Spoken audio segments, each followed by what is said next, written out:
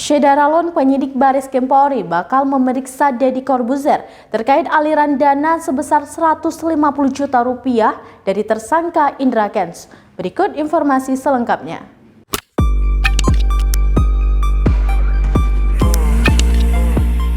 Syederalun Direktorat Tindak Pidana Ekonomi Khusus Bareskrim Polri bakal memeriksa sejumlah publik figur dalam kasus dugaan penipuan binomo atas tersangka Indra Kents. Kali ini nama Deddy Corbuzier ikut terseret dalam kasus tersebut. Kasubdit 2 Direktorat Tindak Pidana Ekonomi Khusus atau Ditipideksus Bareskrim Polri Kombes Chandra Sukmakumara menyampaikan bahwa siapapun pihak yang terkait kasus tersebut bakal diperiksa Bareskrim Polri. Namun Chandra belum dapat memastikan jadwal pemeriksaan terhadap Deddy Corbuzier. Deddy Corbuzier mengaku pernah menerima sejumlah uang dari tersangka kasus binary option binomo Indra Kents.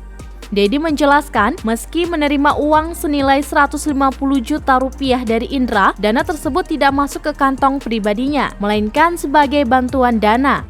Deddy Corbuzier menggunakannya sebagai hadiah untuk pertandingan catur antara Dewa Kipas dan CM Iren.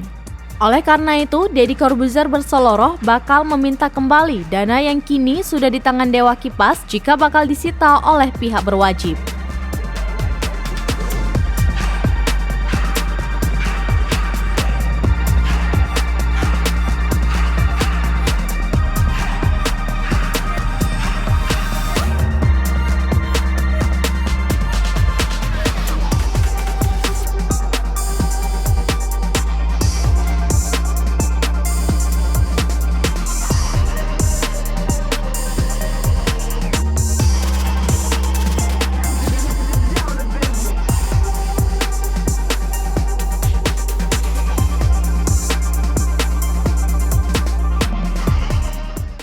Demikian informasi terkini, Syederalun. Saksikan terus informasi lainnya di kanal YouTube Serambi On TV, di Facebook Serambi News, dan berita lainnya di website serambinews.com.